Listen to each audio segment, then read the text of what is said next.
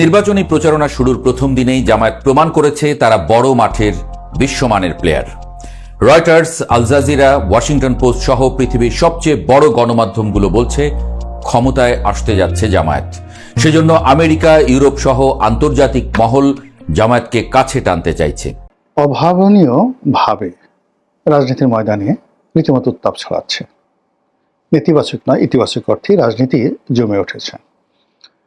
বিএনপির পক্ষ থেকে দলের চেয়ারম্যান জনাব তারেক রহমান সারা দেশ চষে বেড়াচ্ছেন এবং তিনি সবাইকে আশ্চর্য করে দিয়ে একটি রাতে প্রায় 18 ঘন্টার সময় নিয়ে সিলেট থেকে শুরু করে ব্রাহ্মণবাড়িয়া, নরসিংদী, কিশোরগঞ্জ বিভিন্ন এলাকাতে 9টি না 10টি জনসভা করেছেন এবং সারাটা রাত তার যারা ভক্তকুল, কর্মী, সমর্থক এবং নির্বাচনের ময়দানে যারা বিএনপির নেতাকর্মী, তারা সর্বস্ব শক্তি দিয়ে এই শীতের রাতে তাদের নেতার কথা শোনার জন্য অধীর আগ্রহে তারা সেই নির্বাচনী মাঠে উপস্থিত ছিল।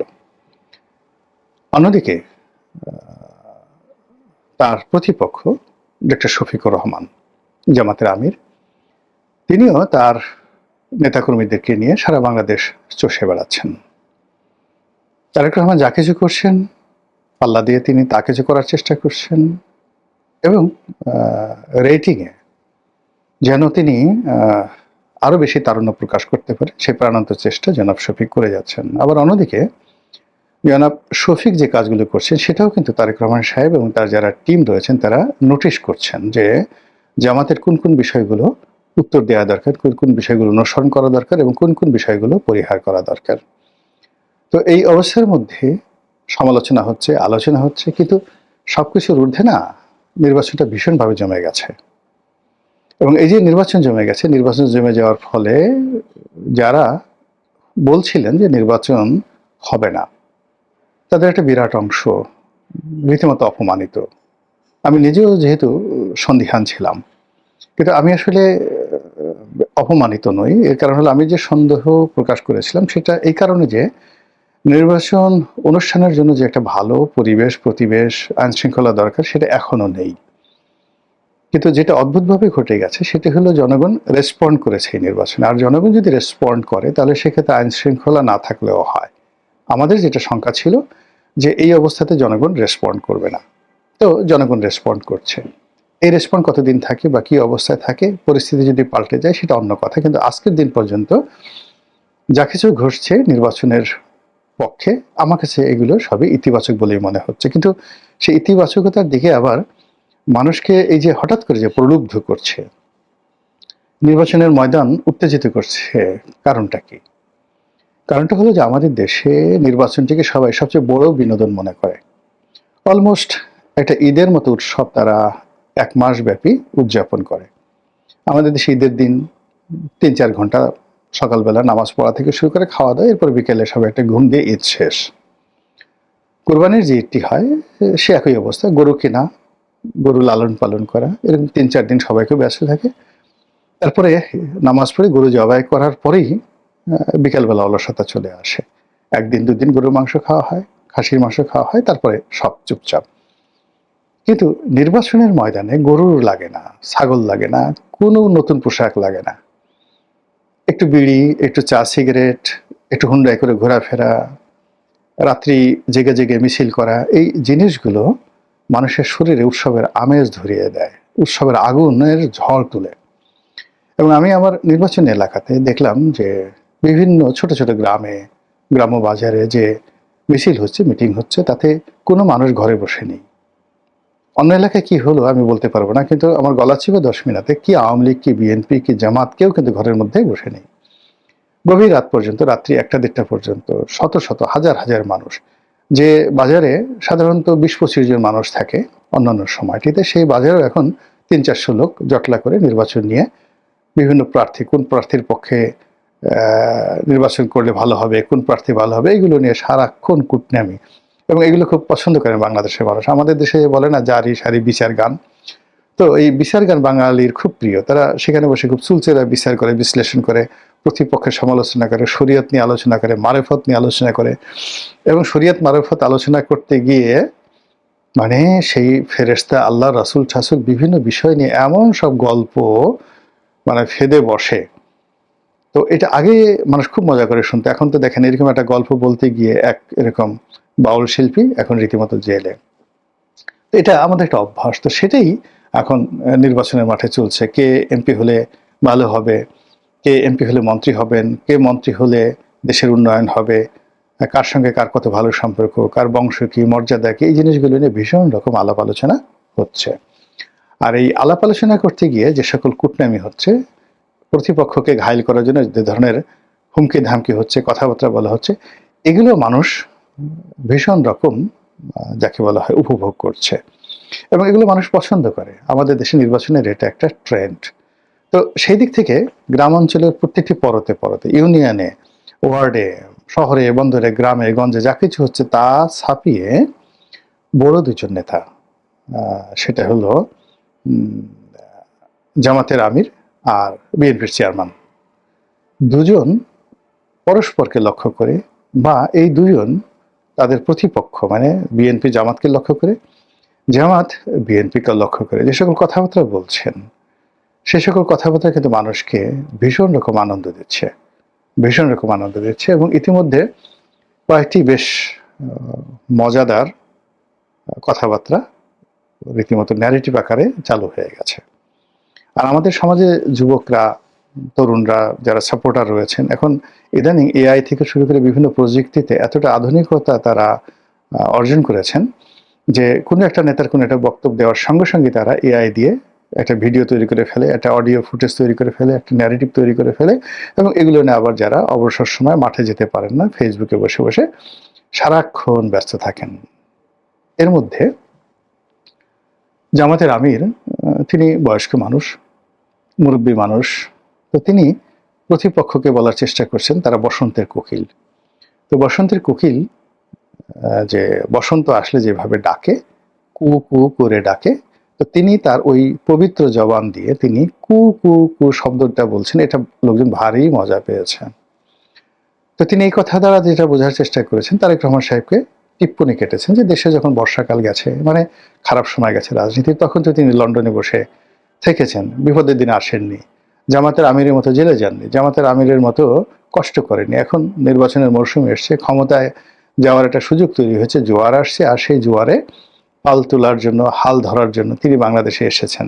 আর বাংলাদেশে এসে এখন তিনি কোকিলের কণ্ঠে কু কু কু কু করছেন। ভালো কথা। তো এই যে তিনি কুকু করছেন, সেটাকে আবার অনুকরণ করে ওই যে একটা গান আছে না, দুষ্টু কোকিল ডাকে রে কু কু কু, এরকম একটা গান আছে। তো পশ্চিমবঙ্গের যে নায়িকা, সেই নায়িকা প্রায় অর্ধুলঙ্গ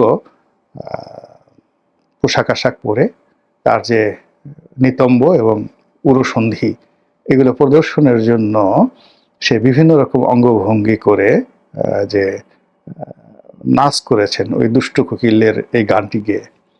তো এটার সঙ্গে জামাতের সেই বক্তব্যের একটা মিল ঘটিয়ে খ্যামটা নাচ দিয়ে বিভিন্ন তরুণ তরুণী নানা রকম ভিডিও রিল ছেড়ে দিয়েছে। ফলে দুষ্টু কোকিল এবং কোকিলের কুকু এখন নির্বাচনের ময়দানে বেশ আলোড়ন সৃষ্টি করেছে।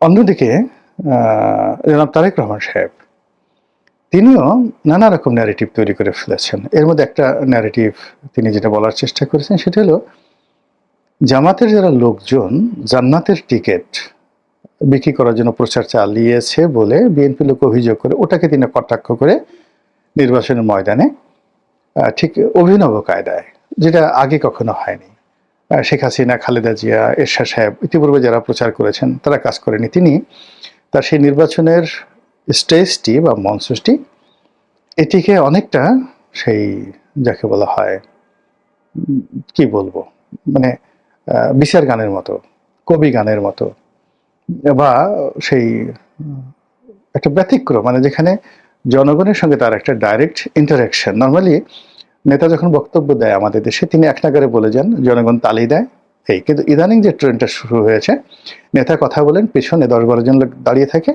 নেতা যাই বলুন পেছনে বলে ঠিক ঠিক ঠিক ঠিক, মাশাল্লাহ মাশাল্লাহ। তো এটা যে লক্ষণ, জামাতি লক্ষণ, সেই জামাতি লক্ষণকে বিএনপি গ্রহণ করেছে, কিন্তু তারেক রহমান সাহেব আবার এই ঠিক ঠিকটা গ্রহণ করেননি। তিনি স্লোগান দেওয়া, হাতে তালি দেওয়া, তারপরে শেষে তার পিছনে 10-12 জন দাঁড়িয়ে তিনি যাই বলবেন পিছনে হাত তুলে বলবে ঠিক ঠিক ঠিক, এটাকে তিনি বাদ দিয়ে নতুন একটা ধারা চালু করেছেন। সেটা হলো জনগণের সঙ্গে ইন্টারঅ্যাকশন। সেই ইন্টারঅ্যাকশনে তিনি মঞ্চে দাঁড়িয়ে জনগণকে কিছু প্রশ্ন করছেন, জনগণ সমস্যার উত্তর দিচ্ছেন।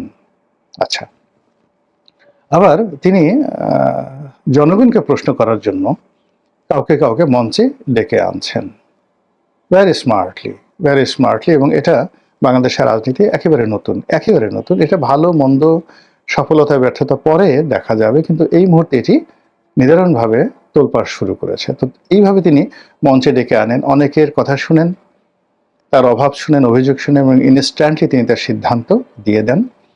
আবার একই সঙ্গে অনেকের যে বক্তব্য, সেই বক্তব্য মাধ্যমে তিনি একটা ন্যারেটিভ তৈরি করার চেষ্টা করেন। তো সাম্প্রতিক সময় তিনি জামাতকে লক্ষ্য করে, জামাতের সেই জান্নাতের টিকিট এটাকে লক্ষ্য করে আকার ইঙ্গিতে যেটি বলার চেষ্টা করেছেন যে আপনারা জানেন, বলেন তো জান্নাতের মালিক কে? সবাই বলল আল্লাহ। এটা আপনি বলবেন আল্লাহ ভালো। জাহান্নামের মালিক কে? আল্লাহ। আচ্ছা, জাহান্নাম এবং জান্নাত মানুষকে যে দেবে, এটা কে সিদ্ধান্ত দেবেন? সবাই বলে যে আল্লাহ।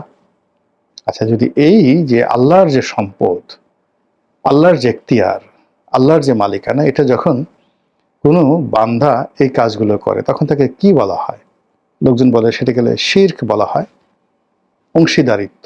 অর্থাৎ আল্লাহ যেভাবে জান্নাত জাহান্নাম দিতে পারে, কোনো মানুষ যদি বলে আমিও জান্নাত জাহান্নাম দিতে পারি, তাহলে সে নিজেকে আল্লাহ দাবি করে বসলো। আর আল্লাহ দাবি করা মানেই তো শিরক। আর শিরক হলো এমন যেটা আল্লাহ রাব্বুল আলামিন কখনো ক্ষমা করেন না। তো জামাতের লোকজনই ওয়াজ করে বিভিন্ন সময় যেটা বলছে, যেমন সূরা আর রহমানে ওয়ালা তামশি ফিল আরদি মারহা ইন্নাল্লাহা লা ইউহিব্বু কুল্লা মুক্তালিন ফাকুর। তো ইয়া মাশারাল জিন্নি ওয়াল ইনস ইনিস্তাতুম আন তানফুজু মিন আকতারিস সামাওয়াতি ওয়াল আরদ ফানফুজু লা তানফুজুনা ইল্লা বিসুলতান। এই যে আয়াতগুলো রয়েছে বিভিন্ন সূরাতে, সূরা আর রহমান সহ অন্য সূরাতে, তো এইগুলো মূলত মানুষের যে দম্ভ এবং অহংকার, এই ব্যাপারে আল্লাহ রাব্বুল আলামিন সতর্কতা জারি করেছেন যে তোমার যে ক্ষমতা, সেই ক্ষমতা দিয়ে তুমি এই পৃথিবী যে ভূমি এটা ফাটিয়ে ফেলতে পারবে না, অথবা তুমি কোনো পাহাড় লাফ দিয়ে অতিক্রম করতে পারবে না। তো কাজেই বিনয়ী হও, স্বাভাবিক আচরণ করো। এইগুলো হলো মানুষের অহংকারকে দমন করার। আরেকটা যেটা ওই জামাতের যারা নেতৃবৃন্দ তারাই বিভিন্ন সময় ওয়াজ করেছেন, সেটা হলো হাদিসে কুদসি। মানে কিছু হাদিস আল্লাহর রাসূল সাল্লাল্লাহু আলাইহি ওয়াসাল্লাম বর্ণনা করেছেন, কিন্তু মূলত এগুলো স্বয়ং আল্লাহর কথা। এগুলোকে বলা হয় হাদিসে কুদসি। এরকম একটা হাদিস হলো যে অহংকার এটি আল্লাহর ইজাত অর্থ চাদর। আল্লাহ বলেন যে ব্যক্তি এই জমিনে অহংকার করে সে যেন আমার চাদর নিয়ে টানাটানি করে, আল্লাহর চাদর নিয়ে টানাটানি করে। এবং এই যে চাদর নিয়ে টানাটানি করে অহংকার করে, এই যে শিরক, এটাকে তারেক রহমান সাহেব ব্র্যান্ডিং করেছেন। ব্র্যান্ডিং করে তিনি বললেন যে এই কাজ যারা করে তারা কি? জনগণ বলল কাফের। এই তো মাঠ জমে গেছে, জামাতের ভীষণ রকম অপমান বোধ করছে এবং তারা নানা রকম কথাবার্তা বলছে তারেক রহমান সাহেব সম্পর্কে, এবং সেটা নিয়ে ভিন্ন একটি ভিডিও করব। কিন্তু ঘটনা যাই হোক না কেন, এই যে যতটুকু আলোচনা করলাম, আপনি দেখুন নির্বাচনের মাঠ কিন্তু ভীষণভাবে জমে গেছে। কালকে কি হবে তা তো আমরা বলতে পারবো না, কালকে আল্লাহ ভালো জানেন। আজকে যা হচ্ছে গতকাল আমরা ভাবতে পারিনি। তো আমরা এই যে আলোচনা করছি, আপনারা শুনছেন বা আমি বলছি, আমি বেসিক্যালি যেটি করার চেষ্টা করি সেটা হলো ডে টু ডে, মানে আজকের যে বিষয়গুলো রয়েছে সেই বিষয়গুলোর যে পর্যবেক্ষণ, অ্যানালাইসিস যেটিকে বলা হয়, সে অনুযায়ী যা কিছু চলছে এবং এটার ইতিবাচক নেতিবাচক দিক কী হতে পারে সেই বিষয়গুলো আপনাদেরকে বোঝানোর চেষ্টা করি। আল্লাহ ভুল ভ্রান্তি মাফ করুন, যা বলতে চাই তা বলার তৌফিক এনায়েত করুন। ওমা তৌফিকি ইল্লা বিল্লাহ, আলাইহি তাওয়াক্কালতু ওয়া ইলাইহি উনীব।